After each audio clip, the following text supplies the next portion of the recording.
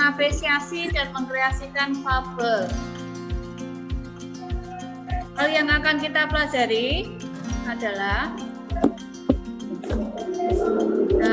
mengidentifikasi informasi tentang fabel atau legenda daerah setempat.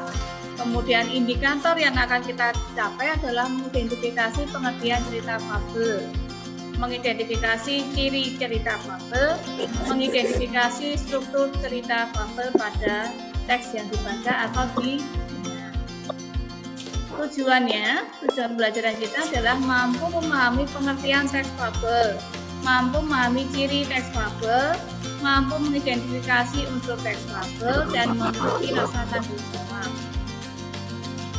Nah, sekarang sebelum saya mulai, adakah yang belum pernah melihat atau membaca teks fabel? Jadi kita lihat dulu contoh teks cerita yang berupa fabel ya. Bahasa Indonesia. Bangau dan Kepiting. Pada suatu ketika, hiduplah seekor bangau di sebuah kolam. Dia terbiasa menangkap ikan di kolam yang sama. Semua ikan membencinya, tapi dia menyukai ikan karena ikan itu sangat lezat. Contoh dari film fabel. Maka dari itu nanti kita akan membahas pokok bahasan kita apa? Pengertian teks fabel, ciri teks fabel, dan struktur teks fabel. Lanjut. Siapa yang tahu dengan melihat film tadi, siapa yang bisa memberikan pengertian teks fabel? Saya, Bu. Oh ya, Mbak Maria. Ya. Cerita fabel itu cerita yang menceritakan tentang kehidupan hewan yang berperilaku seperti layaknya manusia. Betul sekali, pintar sekali Mbak Maria ya. Cerita yang menceritakan tentang kehidupan binatang. Dia seolah-olah hidup seperti manusia. Nah, itu salah satu ciri atau pengertian dari teks fabel. Nah, kita lihat tabel ini. Cerita fabel adalah cerita mengenai kehidupan binatang yang berperilaku layaknya seperti manusia. Karena dia bersifat tidak mungkin di dunia, maka dia masuk dalam cerita fiksi dan refiksi. Artinya tidak mungkin terjadi di dunia. Bayangkan sekarang kalau harimau dengan gajah bisa berbicara, apalah kata dunia, ya kan? Nah, terus kemudian di dalam cerita fabel itu juga disebut cerita moral. Kenapa disebut cerita moral? Karena di akhir cerita biasanya ada amanat yang ingin disampaikan oleh pengarang kepada pembacanya. Itu. Lanjut. Nah, sekarang cirinya apa? Salah satu cirinya apa? Tokohnya hewan. Nah, tokohnya hewan. Oke, sekali. Ada lagi? berlatar alam. Fiksi. Latar tempatnya ada di alam, ya. Oke. Nah, kita lihat di sini. Bersifat fiksi. Yang kedua, tokohnya berperan dalam film adalah watak tokohnya digambarkan baik yang buruk, memiliki rangkaian peristiwa yang menunjukkan kejadian sebab akibat, menunjukkan penggambaran moral fabel dan latar alam. Kenapa? Dasar tokohnya kan binatang itu, binatang mau di mall, mau di sekolah kan nggak mungkin. Maka selalu berada di alam. Kemudian mengandung amanat. Maka seringkali disebut teks fabel itu juga cerita moral, di mana untuk mengajarkan moral pada anak-anak. Sedangkan struktur, nah setiap teks fabel maupun deskripsi itu pasti mempunyai struktur teks. Nah, struktur teksnya ada 4 bagian ya, Nak. Yang pertama adalah orientasi, yang kedua komplikasi, ketiga resolusi, yang keempat kode. Kemudian sang kepiting dapat kembali lagi ke kolam dan menceritakan seluruh kejadian itu kepada semua makhluk yang ada di kolam. Semuanya berterima kasih pada kepiting atas usahanya. Oh, kepiting, kau sangat cerdas. Tidak, sang bangau kehilangan nyawanya karena keserakahan dia. Itu bukan karena kecerdasan. Pesan dari cerita ini, ingatlah selalu, keserakahan itu adalah hal yang berbahaya.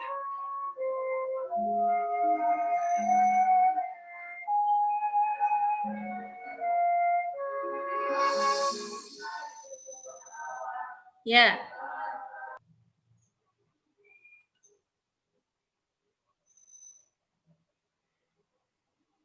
Baik, waktu 5 menit sudah selesai. Nah, sekarang kita bahas. Yuk, siapa mau menjawab bagian orientasinya bagian mana? Bagian komplikasi di bagian yang Masalah bangau sudah tua dari kelaparan. ya, si bangau tua mulai kelaparan kemudian mencari akal untuk membawa si ikan ke tempat yang lebih aman. Padahal sebenarnya dia ingin memakannya. Itu kan bagian komplikasinya di situ. Dia ada konflik. Kemudian resolusinya adalah Ikan-ikan namun nggak dimakan. ya kepiting yang tidak mau dimakan. Nah, kemudian dia mencekik leher si bangau. Nah, bagian koda itu adalah bagian amanat. Amanatnya apa?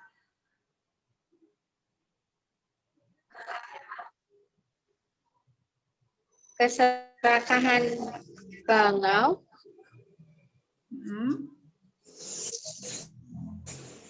Membawa kecelakaan bangau membawa celaka pada dirinya sendiri. Jadi keserakahan itu membawa kebencanaan buat kita sendiri. Jadi diharapkan kita tidak menjadi orang tidak serakah. Yaitu saya mempunyai teks singa dan tikus yang sudah saya masukkan di Google Classroom bagian bahasa Indonesia ya kelas kita. Nanti silahkan kamu baca, kemudian kamu analisis bagian struktur teksnya. Nah, struktur teksnya apa? Silahkan dikerjakan di kertas, kemudian nanti dimasukkan di Google Classroom. Nanti saya akan melihat di sana hasil kalian. Penilaiannya juga ada di sana. Kita simpulkan. Pengertian tadi kan kita membahas 3 hal. Yaitu pengertian teks fabel, ciri teks fabel, struktur teks fabel. Nah, dari saya ngetes dulu nih yang pengertian teks fabel. Ayo, siapa tadi yang mau lihat?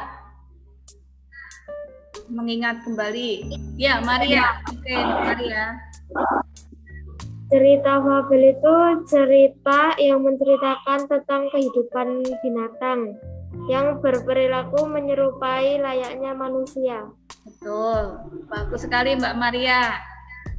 Nah, file teks fabel adalah teks yang menceritakan kehidupan binatang, sehingga dia tokohnya binatang, tapi dia berperilaku seperti manusia.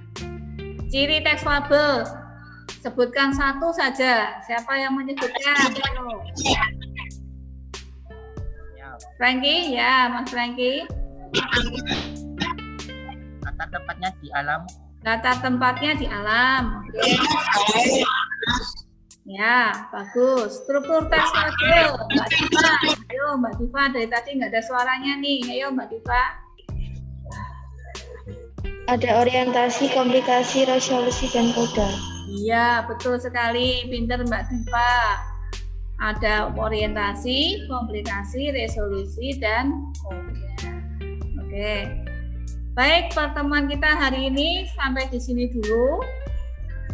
Pertemuan berikutnya adalah kita akan membahas tentang kaidah kebahasaan dan penulisan teks fabel. Jadi pertemuan berikutnya kalian akan latihan membuat teks fabel. Kita tutup doa. Jangan lupa kalian harus tetap jaga kesehatan, jaga protokol kesehatan, cuci tangan, pakai masker, supaya nanti tahun depan atau bulan Juli kita bisa tatap muka, sehat semua. Oke?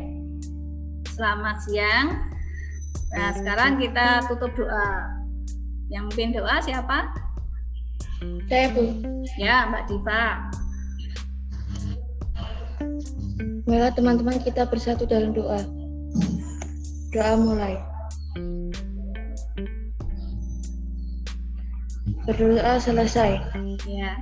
Terima kasih Mbak Diva, kalian bisa meninggalkan ruang ini dan jaga kesehatan. Selamat siang. Selamat siang. Yang Bu. Ya. Terima kasih ya. Ya, Bu. Sikap sempurna.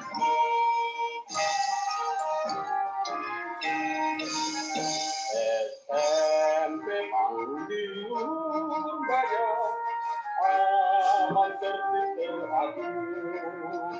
Kami dapat belajar di situ, menuntut banyak ilmu.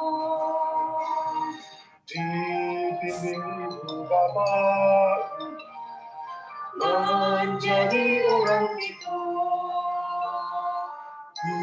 mungkin jasa salah dalam sampai itu.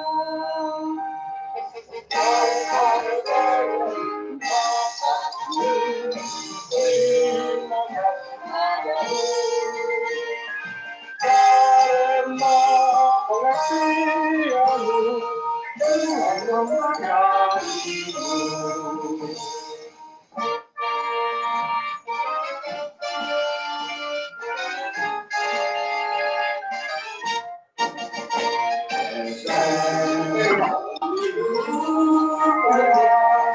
Amat tertib teratur. Kami dapat belajar di situ, Menuntut banyak dibimbing Bapak menjadi orang jitu, tumpukin jasan sawah dalam sampai. Salam hai para ibu bapak guru, terima kasih padamu karena pengabdianmu Tuhan memberkatimu.